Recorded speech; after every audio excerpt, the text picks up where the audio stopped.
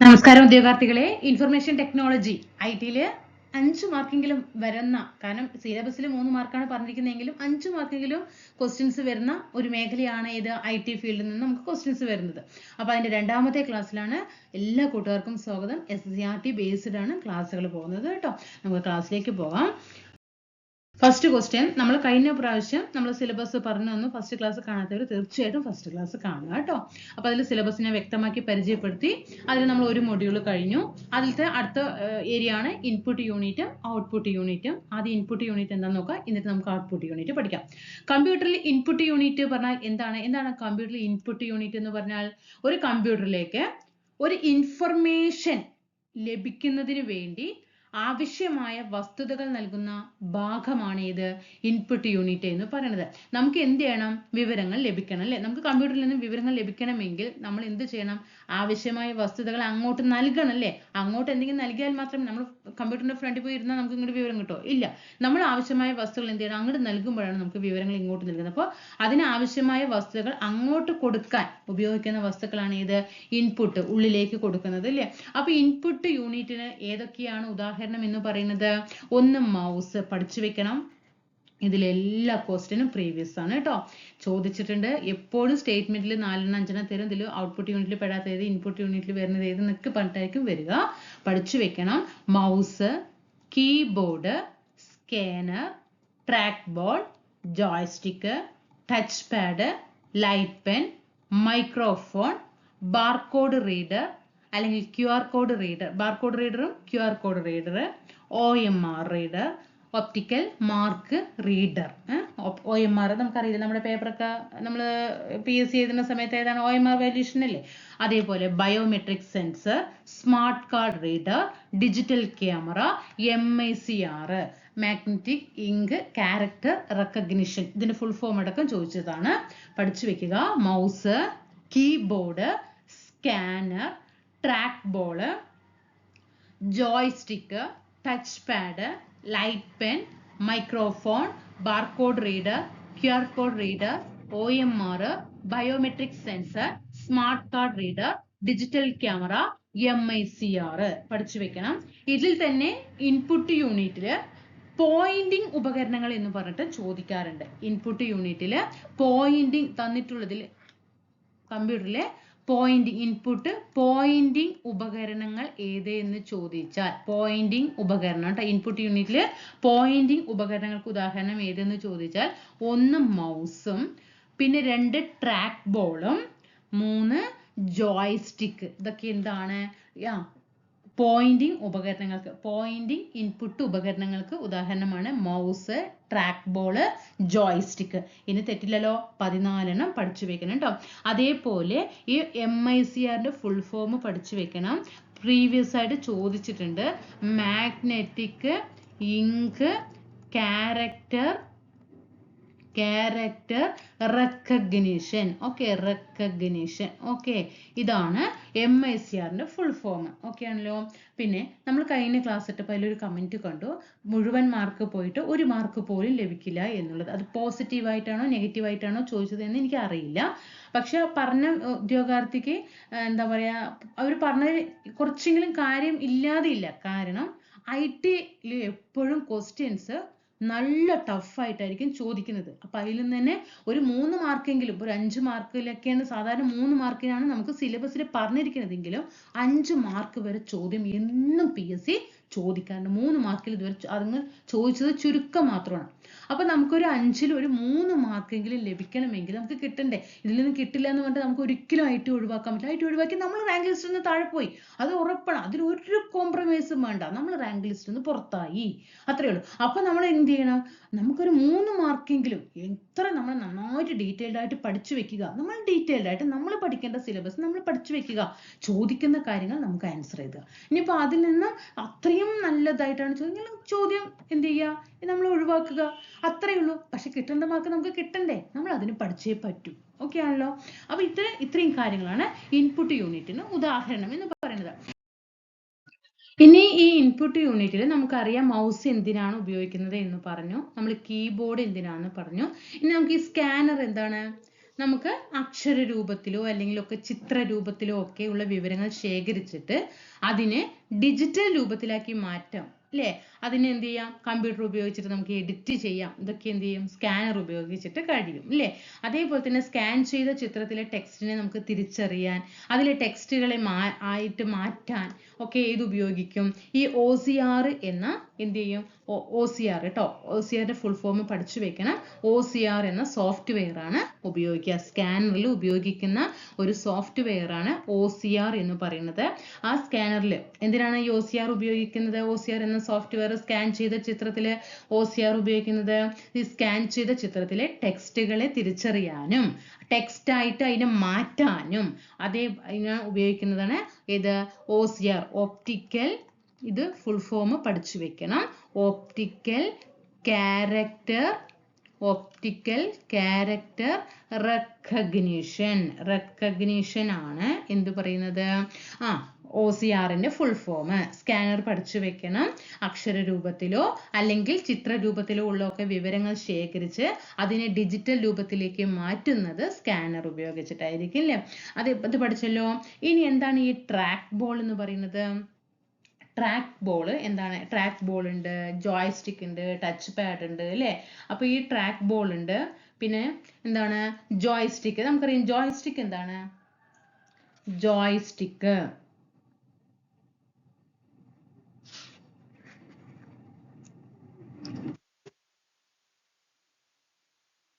Track ball എന്താ? കമ്പ്യൂട്ടറിന്റെ മൗസിന് പകരമായിട്ട് ഉപയോഗിക്കുന്നതാണ് കേട്ടോ. കമ്പ്യൂട്ടറിൽ മൗസിന് പകരമായിട്ട് ഉപയോഗിക്കുന്ന ഒരു പോയിന്റിംഗ് ഉപകരണമാണ് ഇത് ട്രാക്ക് ബോൾ എന്ന് പറയുന്നത്. ഓക്കെ, ട്രാക്ക് ബോൾ തെറ്റിക്കാൻ പാടില്ല. ട്രാക്ക് ബോൾ എന്താണ്? കമ്പ്യൂട്ടറിൽ മൗസിന് പകരമായിട്ട് ഉപയോഗിക്കുന്ന ഒരു പോയിന്റിംഗ് ഉപകരണമാണ് ട്രാക്ക് ബോൾ എന്ന് പറയുന്നത്. ഇനി ഇവിടെ ടച്ച് പാഡ് ഉണ്ട്, ലൈറ്റ് പെൻ ഉണ്ട്. ടച്ച് പാഡ് എന്താ? ടച്ച് പാഡ് അത് നമുക്ക് അറിയില്ല. ടച്ച് പാഡ് എന്ന് പറയുമ്പോൾ തന്നെ ആ വാക്കിൽ തന്നെ നമുക്ക് എന്ത് ചെയ്യുന്നുണ്ട്? ടച്ച് പാഡിന്റെ കിട്ടും. ടച്ച് പാഡ് എന്തിനാ ഉപയോഗിക്കുക? ടച്ച് പാഡ് കൊണ്ട് നടക്കാൻ നമുക്ക് എളുപ്പമാണ് അല്ലെ? ടച്ച് പാഡ് എന്ന് പറയുന്നത് കൊണ്ട് നടക്കാൻ എളുപ്പമാണ്. കമ്പ്യൂട്ടറുകളിലും ഒക്കെ എന്താണ് പോയിന്റിംഗ് ഉപകരണമായിട്ട് ഉപയോഗിക്കുന്നതാണ്. കമ്പ്യൂട്ടറുകളിലും അതുപോലെ തന്നെ കീബോർഡുകളിലും ഒക്കെ പോയിന്റിംഗ് ഉപകരണമായിട്ട് ഉപയോഗിക്കുന്നതാണ് ഏത്? ടച്ച് പാഡ് എന്ന് പറയുന്നത് കേട്ടോ. ടച്ച് പാഡ് പഠിച്ചു വെക്കണം. ടച്ച് പാഡ് കൊണ്ട് നടക്കാൻ എളുപ്പമാണ്. അതേപോലെ തന്നെ കമ്പ്യൂട്ടറുകളിലും കീബോർഡുകളിലും ഒക്കെ ഒരു പോയിന്റിംഗ് ഉപകരണമായിട്ട് ഉപയോഗിക്കുന്നതാണ് ഏത്? ടച്ച് പാഡ് എന്ന് പറയുന്നത്. ഇനി നമുക്കറിയാം ലൈറ്റ് പെൻ ഉണ്ട് അല്ലെ? പേനയുടെ രൂപത്തിലുള്ള ഒരു പോയിന്റിംഗ് ഉപകരണമാണ്. പേനയുടെ രൂപത്തിലുള്ള, ഇപ്പൊ ഞാൻ ഇവിടെ എഴുതുന്നുണ്ട് അല്ലെ? ഇവിടെ ഇപ്പൊ ലൈറ്റ് പെൻ, ഞാൻ ഇവിടെ ഒരു പെന്നും കൊണ്ടാണ് എഴുതുന്നത്. ഇതെന്താണ്? ഈ പെന്ന് ഒരു പേനയുടെ രൂപത്തിലുള്ള ഒരു പോയിന്റിംഗ്, ലൈറ്റ് പെന്ന് കണ്ടോ? പേനയുടെ രൂപത്തിലുള്ള ഒരു പോയിന്റിംഗ്, ഓക്കെ, പേനയുടെ രൂപത്തിലുള്ള ഒരു പോയിന്റിംഗ് ഉപകരണമാണ് ഇത് ലൈറ്റ് പെൻ എന്ന് പറയുന്നത്. ഇനി മൈക്രോഫോൺ എന്താ? മൈക്രോഫോൺ എന്ത് ചെയ്യും? ഇത് മൈക്രോഫോൺ എന്ന് പറയുമ്പോൾ ഒരു അനലോഗ് രൂപത്തിലുള്ള ശബ്ദമായിരിക്കും. അനലോഗ് രൂപത്തിലുള്ള ശബ്ദത്തെ എന്ത് ചെയ്യും? അതൊരു ഡിജിറ്റൽ രൂപത്തിലേക്ക് ആക്കി മാറ്റുന്നത് മൈക്രോഫോൺ ആണ്. അനലോഗ് രൂപത്തിലുള്ള ശബ്ദത്തെ ഡിജിറ്റൽ രൂപത്തിലേക്കുള്ള ശബ്ദമാക്കി മാറ്റുന്നത് മൈക്രോഫോൺ ആണ്. ഓക്കെ ആണല്ലോ. ഇനി ബാർകോഡ് റീഡറും QR കോഡ് റീഡറും നമുക്ക് അറിയാവുന്നതാണ് അല്ലേ? നമ്മൾ പറയാറുണ്ട്. ഇപ്പോൾ ഒരു പൈസ അയക്കുമ്പോൾ നമ്മൾ പറയും QR കോഡ് ഇങ്ങോട്ട് അയച്ചു തരാൻ പറയും അല്ലേ? അതേപോലെ തന്നെ ബാർകോഡ്, നമ്മൾ എക്സാം എഴുതുമ്പോൾ ബാർകോഡിലൊന്നും വിയർപ്പാകരുത്, അതിൽ മയും എന്നൊക്കെ പറയും ഇല്ലേ? നമുക്ക് വാല്യുവേഷൻ നമ്മുടെ എക്സാം ഷീറ്റൊക്കെ അസാധുവാകും എന്നൊക്കെ നമ്മൾ പഠിക്കാറുണ്ട് അല്ലേ? ബാർകോഡ് റീഡർ എന്താണ്? ക്യുക്ക്. ഈ QR ഫുൾ ഫോം പഠിച്ചു വെക്കണം. പ്രീവിയസ് ചോദിച്ചിട്ടുണ്ട് QR കോഡ് റീഡർ QR എന്നത് എന്താണെന്ന് ചോദിച്ചിട്ടുണ്ട്. ക്വിക്ക് റെസ്പോൺസ് എന്നാണ്. എന്താണ്? Quick response. ഓക്കെ, എന്താണ്? Quick response. Okay, quick response ആണ് കേട്ടോ. ക്വിക്ക്, QUICK, ക്വിക്ക് റെസ്പോൺസ് എന്നാണ് ബാർകോഡ്. ഇനി OMR എന്താ, അത് നമുക്കറിയാം അല്ലേ, ഒപ്റ്റിക്കൽ മാർക്ക് റീഡർ. പഠിച്ചു വെക്കണേ, OMRന്റെ ഫുൾ ഫോം ചോദിച്ചിട്ടുണ്ട്. ഒപ്റ്റിക്കൽ മാർക്ക് റീഡർ, OMRന്റെ ഫുൾ ഫോം ആണ്. ഇനി ബയോമെട്രിക് സെൻസർ ഉണ്ട് അല്ലേ. എന്താണ്, നമ്മുടെ നമ്മളിപ്പോൾ ഒരു ആധാർ കാർഡ് എടുക്കാൻ മുമ്പോ അല്ലെങ്കിൽ എന്തെങ്കിലും ചെയ്യും മുമ്പ് നമ്മളൊക്കെ തമ്പ് വെക്കാൻ, ഇപ്പോൾ ഒരു റേഷൻ കടയിൽ പോയാൽ നമ്മൾ എന്ത് പറയും, ഒരു തമ്പ് വിരൽ വെക്കാൻ പറയും അല്ലേ. അതെന്താണ്, മനുഷ്യന്റെ ശാരീരിക പ്രത്യേകതകൾ ഏറ്റവും കൃത്യതയോടെ വായിച്ചെടുക്കാൻ സഹായിക്കുന്ന ഉപകരണമാണ് ഏത്, ബയോമെട്രിക് സെൻസർ എന്ന് പറയുന്നത് അല്ലേ. മനുഷ്യന്റെ ശാരീരികമായ പ്രത്യേകതകൾ ഏറ്റവും കൃത്യതയോട് കൂടിയിട്ട് വായിച്ചെടുക്കാൻ സഹായിക്കുന്ന ഒരു ഉപകരണമാണ് ഏത് ബയോമെട്രിക് സെൻസർ എന്ന് പറയുന്നത് അല്ലേ. വിരലടയാളം, അതുപോലെ തന്നെ നമ്മുടെ കണ്ണിന്റെ റെറ്റിന, ഐറിസ്, ഇതിനെയൊക്കെ തിരിച്ചറിഞ്ഞിട്ട് നമ്മുടെ ഐഡന്റിറ്റി ഉറപ്പുവരുത്താൻ വേണ്ടിയിട്ടാണ് ഇത് ഉപയോഗിക്കുന്നത്, ബയോമെട്രിക് സെൻസർ ഉപയോഗിക്കുന്നത്. ഇപ്പോൾ ഒരു ഉദാഹരണം പഠിച്ചു വെച്ചാൽ മതി. റേഷൻ കടയിൽ പോയിട്ട് നമ്മൾ വിരൽ വെക്കുന്നുണ്ട്, എന്ത് ചെയ്യുന്നുണ്ട്, നമ്മൾ സാധനങ്ങൾ വാങ്ങിച്ചിട്ട് വരാറുണ്ട് അല്ലേ. അതെന്താണ്, ബയോമെട്രിക് സെൻസർ ഉപയോഗിച്ചിട്ടാണ്. ഇനി എന്താണ് സ്മാർട്ട് കാർഡ് റീഡർ, ഡാറ്റ സൂക്ഷിക്കാനും കൈമാറ്റം ചെയ്യാനും ഒക്കെ സാധിക്കുന്ന ഒരു പ്ലാസ്റ്റിക് കാർഡാണ് ഇത് സ്മാർട്ട് കാർഡ് എന്ന് പറയുന്നത് അല്ലേ. സ്മാർട്ട് കാർഡ് റീഡർ എന്താണ്, ഡാറ്റ സൂക്ഷിക്കുവാനും, ഡാറ്റ എന്ത് ചെയ്യാം, നമുക്ക് സൂക്ഷിക്കാം, അതുപോലെ തന്നെ കൈമാറ്റം ചെയ്യാം. ഇതൊക്കെയാണ് ഏത് പറയുന്നത്, സ്മാർട്ട് കാർഡ് റീഡറിന് പറയുന്നത്. ഇനി ഡിജിറ്റൽ ക്യാമറ പറയാം, ചിത്രങ്ങളും വീഡിയോകളൊക്കെ എടുത്തിട്ട് ഡിജിറ്റൽ രൂപത്തിലേക്ക് ആക്കാൻ വേണ്ടിയിട്ടാണ് ഡിജിറ്റൽ ക്യാമറ ഉപയോഗിക്കുന്നത് അല്ലേ.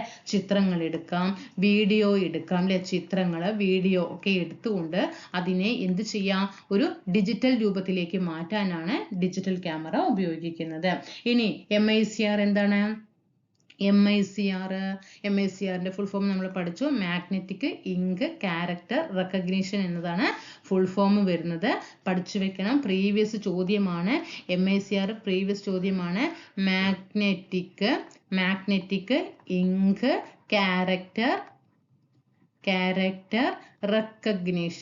റെക്കഗ്നിഷൻ ആണ് ഫുൾ ഫോം. MICR എന്താ, ഈ ചെക്കുകളിൽ ഉണ്ടല്ലോ, ചെക്ക് ബാങ്കിൽ ചെക്ക് ഉണ്ടല്ലോ, അത് പ്രോസസ്സ് ചെയ്യാൻ ബാങ്കുകളിൽ ഉപയോഗിക്കുന്ന സംവിധാനമാണ് ഇത് MICR എന്ന് പറയുന്നത് കേട്ടോ. ചെക്കുകളാണ്, ചെക്കുകൾ ബാങ്കുകളിൽ പ്രോസസ്സ് ചെയ്യാൻ വേണ്ടിയിട്ടാണ് ഓക്കെ ഇത് ഉപയോഗിക്കുന്നത്, MICR ഉപയോഗിക്കുന്നത്. ഓക്കെ ആണല്ലോ. അതായത് ഇതിൽ ഉപയോഗിച്ചിരിക്കുന്ന മഷി എന്ന് പറയുന്നത് മാഗ്നറ്റിക് ഇങ്ക് ആണ് കേട്ടോ. ഇതിൽ ഉപയോഗിച്ചിരിക്കുന്നത് എന്താണ്, മാഗ്നറ്റിക് ഇങ്ക് ആണ്. മാഗ്നറ്റിക് മഷി ഉപയോഗിച്ചിട്ട് പ്രിന്റ് ചെയ്ത് ക്യാരക്ടറുകൾ, അക്ഷരങ്ങളൊക്കെ തിരിച്ചറിയാൻ വേണ്ടിയിട്ടാണ് ഏത് ഉപയോഗിക്കുന്നത്, MICR ഉപയോഗിക്കുന്നത് കേട്ടോ. മാഗ്നറ്റിക് ഇങ്ക് ക്യാരക്ടർ റെക്കഗ്നിഷൻ എന്ന് പറയുന്നത്.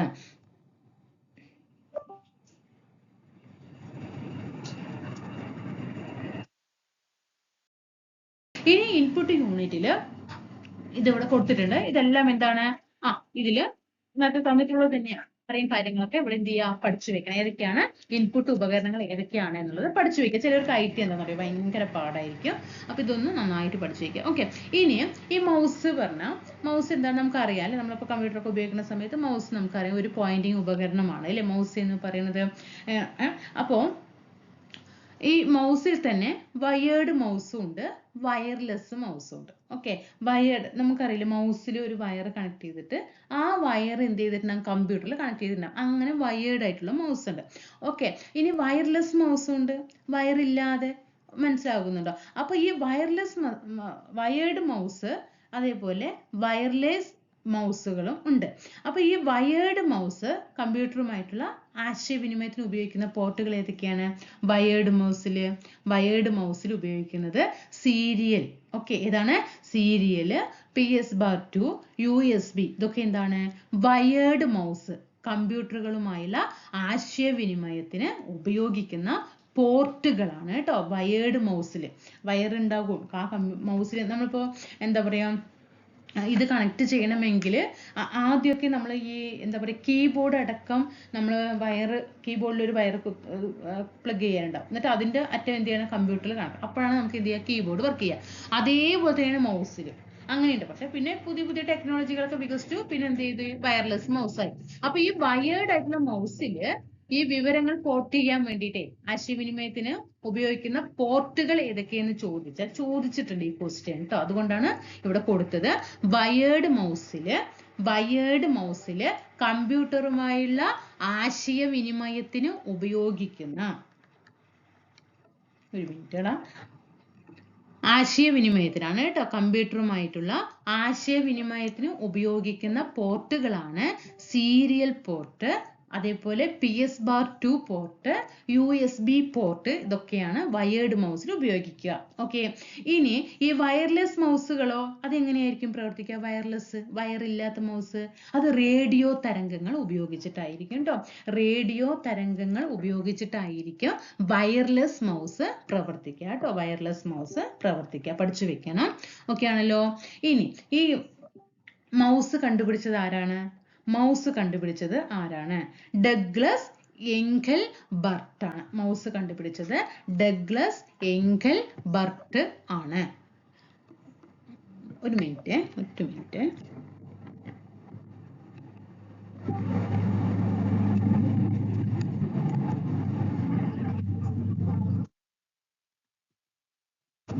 മൗസ് കണ്ടുപിടിച്ചത് ആരാണ്? മൗസ് കണ്ടുപിടിച്ചത്? ഡഗ്ലസ്. പ്രീവിയസ് ആണ്, പഠിക്കണേ. ഡഗ്ലസ് എംഗൽബർട്ട് ആണ് മൗസ് കണ്ടുപിടിച്ചത്. അപ്പൊ വയേർഡ് മൗസ് എന്ന് പറയുമ്പോൾ വയേർഡ് മൗസിൽ ഇരിക്കുന്ന, അതായത് നമ്മുടെ കമ്പ്യൂട്ടറുമായിട്ടുള്ള ആശയവിനിമയത്തിലുള്ള പോർട്ടുകളാണ് ഏത് എന്ന് പറയുന്നത്. നമ്മൾ കഴിഞ്ഞ ക്ലാസ്സിലൊക്കെ പോർട്ടുകൾ എന്താണെന്ന് പഠിച്ചു അല്ലെ? അതിലാണ് സീരിയൽ പോർട്ടും PS2 USB പോർട്ടൊക്കെയാണ് വയേർഡ് മൗസിൽ ഉപയോഗിക്കുന്ന ആശയവിനിമയത്തിന് ഉപയോഗിക്കുന്ന പോർട്ടുകൾ എന്ന് പറയുന്നത്. ഇനി വയർലെസ് അതായത് വയറൊന്നും ഇല്ലാത്ത മൗസിൽ ഉപയോഗിക്കുന്നത് അത് എങ്ങനെയായിരിക്കും? അത് പോർട്ട് ചെയ്യാൻ എന്തായിരിക്കും? അത് റേഡിയോ തരംഗങ്ങൾ ഉപയോഗിച്ചിട്ടായിരിക്കും കേട്ടോ. വയർലെസ് മൗസിൽ ആശയവിനിമയത്തിന് ഉപയോഗിക്കുന്ന പോർട്ട് എന്ന് പറയുന്നത് അത് റേഡിയോ തരംഗം ഉപയോഗിച്ചിട്ടായിരിക്കും. എന്നാൽ വയേർഡ് മൗസിൽ ഇതാണ്. ഓക്കെ, ഇനി മൗസിന്റെ വേഗത എങ്ങനെയാണ്? മൗസിന്റെ വേഗത അളക്കുന്ന യൂണിറ്റ് ഏതാണ്? പ്രീവിയസ് ചോദ്യമാണ്. മിക്കീസ് പെർ സെക്കൻഡിലാണ് മൗസിന്റെ വേഗത അളക്കുന്ന യൂണിറ്റ്. മിക്കീസ് പെർ സെക്കൻഡ് ആണ് മൗസിന്റെ വേഗത അളക്കുന്ന യൂണിറ്റ്. മിക്കീസ് പെർ സെക്കൻഡ് പഠിച്ചു വെച്ചല്ലോ. മൗസ് കണ്ടുപിടിച്ചത് ഡഗ്ലസ് എംഗൽബർട്ട്. വയേർഡ് മൗസ് ഉണ്ട്, വയർലെസ് മൗസ് ഉണ്ട്. വയർലെസ് മൗസിൽ ആശയവിനിമയത്തിനായിട്ട് ഉപയോഗിക്കുന്ന പോർട്ട് റേഡിയോ തരംഗങ്ങൾ ഉപയോഗിച്ചിട്ടാണെങ്കിൽ, വയേർഡ് മൗസിലാണെങ്കിൽ സീരിയൽ പോർട്ടോ അല്ലെങ്കിൽ PS2 പോർട്ടോ അല്ലെങ്കിൽ USB പോർട്ടോ ഒക്കെ ആയിരിക്കും. മൗസിന്റെ വേഗത അളക്കുന്ന യൂണിറ്റ് ആണ് മിക്കീസ് പെർ സെക്കൻഡ്. പ്രീവിയസ് ചോദ്യങ്ങളാണ്. ഓക്കെ, ഇനി കീബോർഡ് കണ്ടുപിടിച്ചത് ആരാണ്? കീബോർഡ് കണ്ടുപിടിച്ച പ്രീവിയസ് ചോദ്യമാണ്. ക്രിസ്റ്റഫർ ഷോൾസ് ആണ് കീബോർഡ് കണ്ടുപിടിച്ചത്. ആരാണ്? Christopher shawls. കീബോർഡ് ക എന്ന അക്ഷരത്തിൽ വരുന്ന ആള് തന്നെയാണ് അല്ലെ. കീബോർഡ് ക്രിസ്റ്റഫർ ഷോൾസ് ആണ് കണ്ടുപിടിച്ചത്. കമ്പ്യൂട്ടറിന്റെ പ്രീവിയസ് ചോദ്യമാണ്. കമ്പ്യൂട്ടറിന്റെ പ്രാഥമിക ഇൻപുട്ട് ഉപകരണം ഏതെന്ന് ചോദിച്ചിട്ടുണ്ട്, പഠിച്ചു വെക്കണം. കമ്പ്യൂട്ടറിന്റെ പ്രാഥമിക ഇൻപുട്ട് ഉപകരണം ഏതെന്ന് ചോദിച്ചാൽ അത് കീബോർഡാണ്. കീബോർഡിന്റെ ഉപജ്ഞാതാവ് ക്രിസ്റ്റഫർ ഷോൾസ് ആണ്. കീബോർഡിലെ കീകളുടെ എണ്ണം എത്രയാണ്? എത്ര കീ ഉണ്ട് കീബോർഡിൽ? 104 കീകളാണുള്ളത് കേട്ടോ. പ്രീവിയസ് ആണ്. കീബോർഡിലെ കീകളുടെ എണ്ണം എത്രയാണ്? 104 ആണ്. ഇനി കീബോർഡിലെ ഫങ്ഷണൽ കീയുടെ എണ്ണം എത്ര എന്ന് ചോദിച്ചാൽ അത് 12 ആണ്. കീബോർഡിലെ ആകെ കീകളുടെ എണ്ണം 104 ആണെങ്കിൽ അതിൽ ഫങ്ഷണൽ കീസിന്റെ എണ്ണം എത്രയെന്ന് ചോദിച്ചാൽ അത് 12 എണ്ണമാണ്. ഫങ്ഷണൽ കീസിന്റെ എണ്ണം എന്താണ്?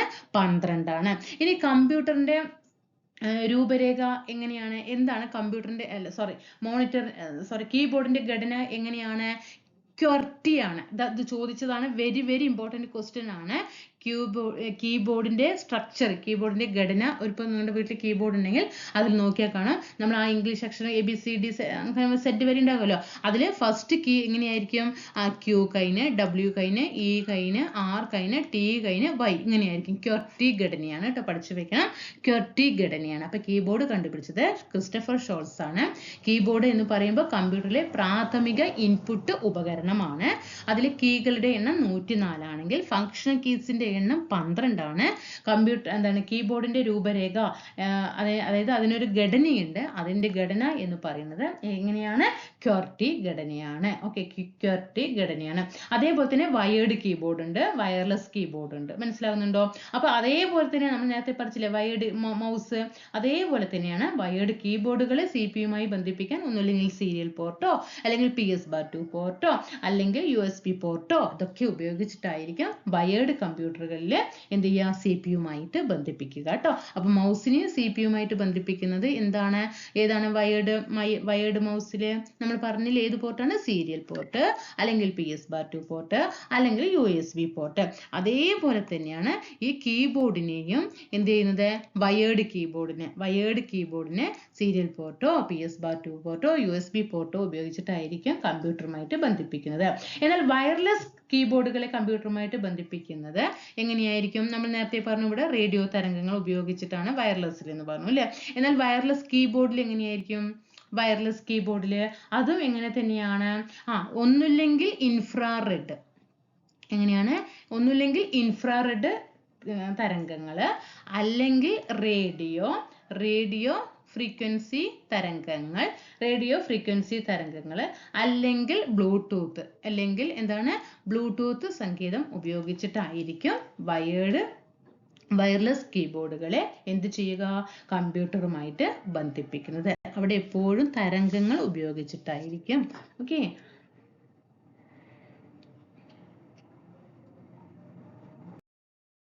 ഇനി അടുത്തതാണ് ഔട്ട്പുട്ട് യൂണിറ്റ്. എന്താണ് ഔട്ട്പുട്ട് യൂണിറ്റ്? ഒരു ഡാറ്റയുടെ പ്രോസസ്സിന് ശേഷം കമ്പ്യൂട്ടറിൽ നിന്ന് ലഭിക്കുന്ന വിവരങ്ങളാണ് ഏത്? ഔട്ട്പുട്ട് എന്ന് പറയുന്നത്. ഒന്നുമില്ലെങ്കിൽ സ്ക്രീനിൽ നമുക്ക് ഔട്ട്പുട്ട് കിട്ടാം, അല്ലെങ്കിൽ ഒരു പേപ്പറിൽ നമുക്കൊരു ഔട്ട്പുട്ട് കിട്ടാം. ഇതൊക്കെ സഹായിക്കുന്ന ഉപകരണങ്ങളാണ് ഏത്? ഔട്ട്പുട്ടിങ്. നമുക്ക് ഇങ്ങോട്ട് വിവരങ്ങൾ കിട്ടുകയാണ് അല്ലെ. ഒരു ഡാറ്റയുടെ പ്രോസസ്സിന് ശേഷം കമ്പ്യൂട്ടറിൽ നിന്ന് ലഭിക്കുന്ന വിവരമാണ് ഏത്? ഔട്ട്പുട്ട് യൂണിറ്റ് എന്ന് പറയുന്നത്. ഔട്ട്പുട്ട് യൂണിറ്റിന് ഉപകരണങ്ങൾക്ക് ഉദാഹരണമാണ് printer, plotter, speaker, video visual display unit ആണ് ഫുൾ ഫോം. മോണിറ്ററും ഒക്കെ അതിൽ തന്നെ വരുന്ന കാര്യങ്ങളാണ് കേട്ടോ. Visual display unit. ഡിസ്പ്ലേ പറയുമ്പോൾ മോണിറ്റർ അല്ലേ, നമുക്ക് ഡിസ്പ്ലേ ലഭിക്കുന്നത് ഇത് വഴിയാണ്, മോണിറ്റർ വഴിയല്ലേ. അപ്പൊ അതൊക്കെ അവിടെ പഠിച്ചു വെക്കുക. വെരി ഇമ്പോർട്ടൻ്റ് ആണ്. Printer, plotter, speaker, video visual display unit, monitor ഒക്കെ എന്താണ്? ഔട്ട്പുട്ട് യൂണിറ്റിന് ഉദാഹരണമാണ്.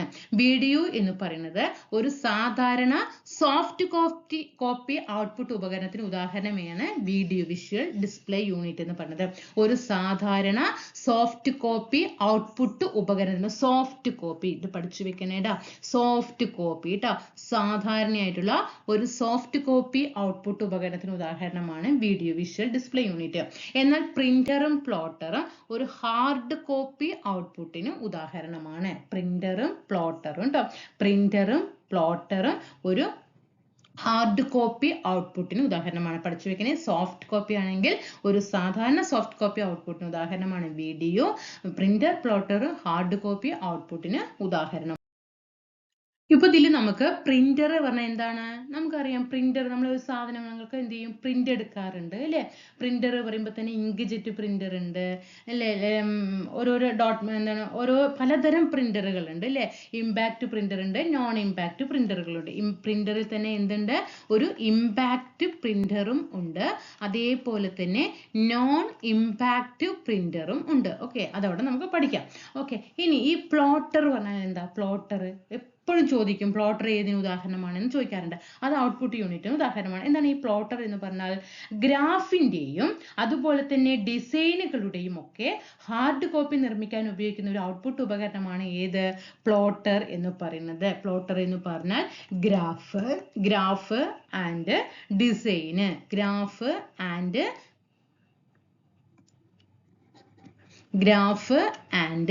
ഡിസൈൻ. ഓക്കെ, ഈ ഗ്രാഫിന്റെയും ഡിസൈനിന്റെയും ഒക്കെ ഹാർഡ് കോപ്പി നിർമ്മിക്കാൻ നമ്മൾ നേരത്തെ പറഞ്ഞില്ലേടാ, പ്രിന്ററും പ്ലോട്ടറും ഹാർഡ് കോപ്പി ഔട്ട്പുട്ട് യൂണിറ്റിന് ഉദാഹരണമാണ് എന്ന് പറയും. അതേപോലെ പ്ലോട്ടർ എന്ന് പറയുമ്പോൾ ഗ്രാഫിന്റെയും ഡിസൈനുകളുടെയും ഒക്കെ ഹാർഡ് കോപ്പി നിർമ്മിക്കാൻ ഉപയോഗിക്കുന്ന ഔട്ട്പുട്ട് ഉപകരണമാണ് ഏത്? പ്ലോട്ടർ എന്ന് പറയുന്നത്. അതേപോലെ അതായത് ഈ വലിയ ഗ്രാഫുകളൊക്കെ വലിയ ഗ്രാഫുകൾ ഉണ്ടാക്കില്ലേ, അതുപോലെ തന്നെ ഭൂപടങ്ങള്, പിന്നെ ഈ വലിയ പോസ്റ്ററുകൾ തയ്യാറാക്കില്ലേ, നമ്മൾ കാണുന്നില്ല വലിയ പോസ്റ്ററുകൾ. അതുപോലെ തന്നെ പിന്നെ വലിയ മാപ്പുകളൊക്കെ ഉണ്ടാക്കണം. അതിനൊക്കെ ഈ എഞ്ചിനീയറിങ്ങിനൊക്കെ ആവശ്യമായിട്ടുള്ള ചിത്രങ്ങൾ, അതേപോലെ തന്നെ പ്രിന്റ് ചെയ്യാൻ ഇതൊക്കെ പ്രിന്റ് ചെയ്യാൻ ഉപയോഗിക്കുന്ന ഉപകരണമാണ് ഏത്? പ്ലോട്ടർ എന്ന് പറയുന്നത്. അപ്പോൾ ഒരു സാധാരണ പ്രിന്ററിൽ നമുക്ക് എന്ത് കഴിയില്ല, ഒരു പ്രിന്റർ വെച്ച് ഒരു വലിയൊരു പോസ്റ്റർ ഉണ്ടാക്കാൻ നമുക്ക് കഴിയുമോ? ഇല്ല. പക്ഷെ ഈ പ്ലോട്ടർ ഉപയോഗിച്ചിട്ട് നമുക്ക് എന്ത് ചെയ്യാം? വലിയ തോതിലുള്ള ഗ്രാഫുകളും അതുപോലെ തന്നെ ഭൂപടങ്ങള്, പോസ്റ്ററുകള്, നിർമ്മാണത്തിനൊക്കെ ആവശ്യമായിട്ടുള്ള മാപ്പുകള്, പിന്നെ എഞ്ചിനീയറിങ്ങിന് ആവശ്യമായിട്ടുള്ള ചിത്രങ്ങള്, ഇതൊക്കെ പ്രിന്റ് ചെയ്യാൻ ഉപയോഗിക്കുന്ന ഉപകരണമാണ് ഏത്? പ്ലോട്ടർ എന്ന് പറയുന്നത്. ഇനി ഈ പ്ലോട്ടർ എന്ന് പറയുമ്പോൾ 2 തരത്തിലുള്ള പ്ലോട്ടർ ഉണ്ട്, പഠിച്ചു വെക്കണേ. ഒന്ന് ഡ്രം പ്ലോട്ടറും, 2 തരത്തിലുള്ള പ്ലോട്ടർ. ഒന്ന് ഡ്രം പ്ലോട്ടറും, 2 വന്നിട്ട് ഫ്ലാറ്റ് ബെഡ് പ്ലോട്ടറുമാണ്. Flat bed plotter. ഓക്കെ, 2 തരം പ്ലോട്ടർ ഉണ്ട്. ഡ്രം പ്ലോട്ടറും ഫ്ലാറ്റ് ബെഡ് പ്ലോട്ടറും ഉണ്ട് കേട്ടോ, പഠിച്ചു വെക്കണേ. ഇനി അടുത്തത് സ്പീക്കർ അല്ലേ. സ്പീക്കർ പിന്നെ ആർക്കും അറിയാത്തത് അല്ലേ നമ്മളെന്താ നമുക്കറിയാം, ശബ്ദം അല്ലേ. സ്പീക്കർ എന്ന് പറയുമ്പോൾ പുറത്തേക്ക് വരുന്ന ശബ്ദങ്ങളാണ് അല്ലേ സ്പീക്കർ എന്ന് പറയുന്നത്. പിന്നെ മോണിറ്റർ നമുക്കറിയാം, കമ്പ്യൂട്ടറിന്റെ സ്ക്രീൻ എന്താണ്? ഒരു മോണിറ്റർ ആണ് അല്ലേ, നമുക്ക് ചിത്രങ്ങൾ ഇങ്ങോട്ട് പകർത്തി തരുന്നത് അല്ലേ, മോണിറ്റർ. അത് നമുക്കറിയാം. അത്രയും കാര്യങ്ങൾ അവിടെ എന്ത് ചെയ്യുക, ഔട്ട്പുട്ട് യൂണിറ്റിന്റെ കാര്യത്തിൽ പഠിച്ചു വെക്കുക കേട്ടോ. വീഡിയോ എന്താണ്? നമുക്ക് ടെക്സ്റ്റുകൾ, ഗ്രാഫിക്സ്, വീഡിയോ വിവരങ്ങളൊക്കെ ദൃശ്യമായിട്ട് നൽകുന്ന ഒരു ഔട്ട്പുട്ട് ഉപകരണമാണ്. നമ്മുടെ ദൃശ്യങ്ങൾ നമുക്ക് എന്ത് ചെയ്യും? ചിത്രരൂപത്തിലും വീഡിയോ രൂപത്തിലും ഗ്രാഫിക്സ് രൂപത്തിലും ടെക്സ്റ്റ് രൂപത്തിലും ഒക്കെ നമുക്ക് സ്ക്രീനിൽ കാണാൻ കഴിയുന്നതാണ് ഏത്? മോണിറ്ററും വീഡിയോ എന്ന് പറയുന്നതൊക്കെ അല്ലേ, വിഷ്വൽ ഡിസ്പ്ലേ യൂണിറ്റും എന്നൊക്കെ പറയുന്നത്. ഇനി നമുക്ക് പിന്നെ ഏതാ പഠിക്കാനുള്ളത്? ഇനി നമുക്കതിൽ പ്രിന്റർ ആണ് പഠിക്കാനുള്ളത്. വെരി ഇമ്പോർട്ടന്റ് ആണ് മക്കളെ, ഇത് നന്നായിട്ട് പഠിച്ചു വെക്കണം കേട്ടോ. പ്രിന്ററിൽ ഇമ്പാക്ട് പ്രിന്ററും നോൺ ഇമ്പാക്ട് പ്രിന്ററും ഉണ്ട്, പഠിച്ചു വെക്കണം. തന്നിട്ടുള്ളതിൽ നോൺ ഇമ്പാക്ട് പ്രിന്റർ ഉദാഹരണം ഏത്?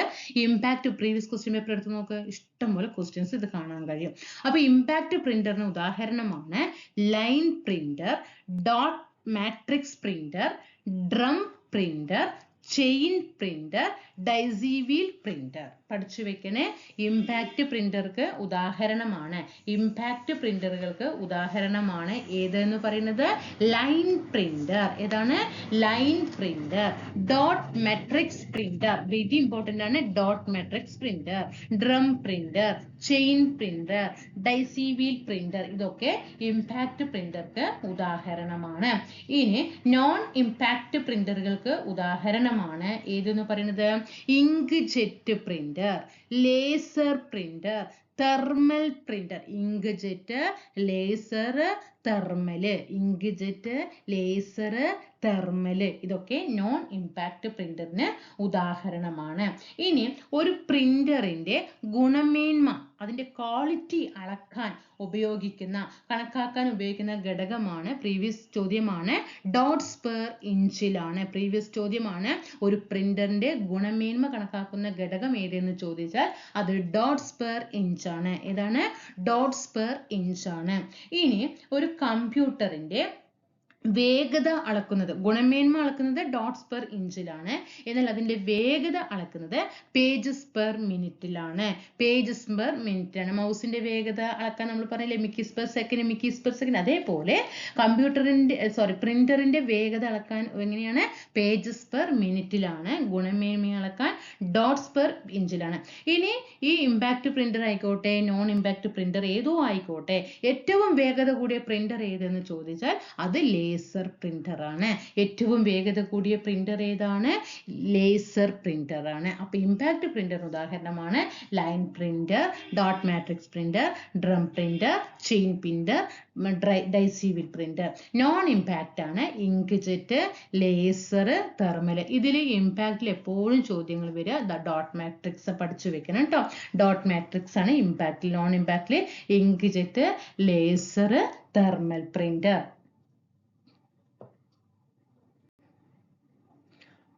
ഇനി ഇതിൽ തെറ്റിക്കാൻ പാടില്ല.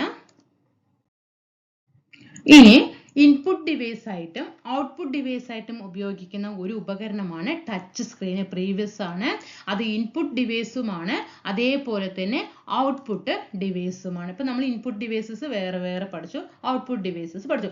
എന്നാൽ അത് ഇൻപുട്ട് ഡിവൈസ് ആയിട്ടും ഔട്ട്പുട്ട് ഡിവൈസ് ആയിട്ടും ഉപയോഗിക്കുന്നതാണ് ഏത്? ടച്ച് സ്ക്രീൻ എന്ന് പറയുന്നത്. ഇൻപുട്ട് ഡിവൈസ് ആയിട്ടും ഉപയോഗിക്കുക, ഔട്ട്പുട്ട് ഡിവൈസ് ആയിട്ടും ഉപയോഗിക്കുന്നതാണ് ഏത്? ടച്ച് സ്ക്രീൻ എന്ന് പറയുന്നത്. പഠിച്ചു വെക്കണം. ഇനി കമ്പ്യൂട്ടർ സുരക്ഷാ ദിനം എന്ന് പറയുന്നത് നവംബർ മാസം 30-ാം തീയതിയാണ്. കമ്പ്യൂട്ടർ സുരക്ഷാ ദിനം എന്നാണ് നവംബർ മാസം 30. കമ്പ്യൂട്ടർ സുരക്ഷാ ദിനം നവംബർ 30. നവംബർ 30. ലോക കമ്പ്യൂട്ടർ സുരക്ഷാ ദിനം ഡിസംബർ 2. ലോക കമ്പ്യൂട്ടർ സുരക്ഷാ ദിനം. കമ്പ്യൂട്ടർ സുരക്ഷാ ദിനം നവംബർ 30. കമ്പ്യൂട്ടർ സുരക്ഷാ ദിനം നവംബർ 30. എന്നാൽ ലോക കമ്പ്യൂട്ടർ സാക്ഷരതാ ദിനമാണ് കേട്ടോ. അവിടെ തെറ്റി.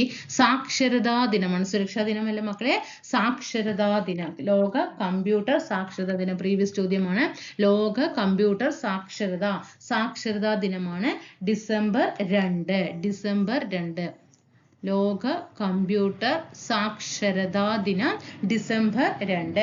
ലോക ടെലികമ്മ്യൂണിക്കേഷൻ ദിനം മെയ് മാസം 17-ാം തീയതിയാണ്. കമ്പ്യൂട്ടർ സുരക്ഷാ ദിനം നവംബർ 30. ലോക കമ്പ്യൂട്ടർ സാക്ഷരതാ ദിനം ഡിസംബർ 2. ലോക ടെലികമ്മ്യൂണിക്കേഷൻ ദിനം മെയ് മാസം 17-ാം തീയതിയാണ്. ഒരേ സമയം തന്നെ ഇൻപുട്ട് ഉപകരണമായും ഔട്ട്പുട്ട് ഉപകരണമായിട്ടും പ്രവർത്തിക്കുന്നത് ടച്ച് സ്ക്രീൻ ആണ്. ഓക്കെ, ഇതെന്താ? ഈ ടച്ച് സ്ക്രീനെ നമുക്ക് സ്ക്രീനിൽ തൊട്ടുകൊണ്ട് എന്ത് ചെയ്യാം? പ്രവർത്തിക്കാൻ, തിരഞ്ഞെടുക്കാൻ, ഉപയോഗിക്കാൻ ചെയ്യും അല്ലേ? അതുപോലെ തന്നെ ഇത് കൂടുതൽ കൃത്യമായിട്ട് എന്ത് ചെയ്യും? സ്റ്റൈലസ് എന്ന ഉപകരണം ഉപയോഗിച്ചിട്ടാണ് ഇത് ഉപയോഗിക്കുന്നത്, ഈ ടച്ച് സ്ക്രീൻ പ്രവർത്തിപ്പിക്കുന്നത് കേട്ടോ. സ്റ്റൈലസ് എന്ന ഉപകരണം ഉപയോഗിച്ചിട്ടാണ് ഈ ടച്ച് സ്ക്രീൻ പ്രവർത്തിക്കുന്നത്. ഇത്രയും കാര്യങ്ങളാണ് ഇൻപുട്ട് ഡിവൈസസും ഔട്ട്പുട്ട് ഡിവൈസസിനെയും കുറിച്ചിട്ട് പഠിക്കാനുള്ളത്. അപ്പോൾ നമ്മൾ ഒരു സെക്ഷൻ നമ്മൾ അന്ന് തീർത്തു, ഇന്നൊരു സെക്ഷൻ നമ്മൾ തീർത്തു. അപ്പോൾ നമുക്കതിൽ ഹാർഡ്വെയർ എന്ന ഭാഗം എന്ത് ചെയ്തു? കംപ്ലീറ്റ് അല്ലേ? ഹാർഡ്വെയർ നമ്മൾ എന്ത് ചെയ്തു? ഏകദേശം നമ്മൾ കംപ്ലീറ്റ് ചെയ്ത് കഴിഞ്ഞു. ഏകദേശം അല്ല, നമ്മൾ ഹാർഡ്വെയർ ഏകദേശം നന്നായിട്ട് എടുത്തു കഴിഞ്ഞു. നമുക്ക് അതിൽ ഹാർഡ്വെയർ, സോഫ്റ്റ്വെയർ എന്നൊക്കെ പറഞ്ഞിട്ടാണ് തന്നിട്ടുള്ളത് അല്ലേ? ആ ഹാർഡ്വെയറിൽ നമുക്ക് എന്ത് ചെയ്തു തന്നു? അവർ എങ്ങനെ തന്നിരിക്കുന്നത്? Input devices, output devices, memory, ഇങ്ങനെയാണ് തന്നിരിക്കുന്നത്. അതിൽ മെമ്മറിയൊക്കെ നമ്മൾ എന്ത് ചെയ്തു? ഡീറ്റെയിൽഡ് ആയിട്ട് പഠിപ്പിച്ചു തന്നു. Input devices, output devices, hardware കഴിഞ്ഞ് നമുക്ക് എന്ത് ചെയ്യാം? അടുത്ത സോഫ്റ്റ്വെയറിലേക്ക് കടക്കാം കേട്ടോ. അടുത്ത ക്ലാസ്സിൽ കാണാം. ക്ലാസ്സുകൾക്ക് ഇഷ്ടപ്പെടുകയാണെങ്കിൽ സബ്സ്ക്രൈബ് ചെയ്ത് സപ്പോർട്ട് ചെയ്യുക. ഇംഗ്ലീഷ് ക്ലാസ്, മലയാളം ക്ലാസ് ഒക്കെ ഒപ്പം ഉണ്ട്. തീർച്ചയായിട്ടും ഒപ്പം പഠിച്ചു വരിക കേട്ടോ. Thank you.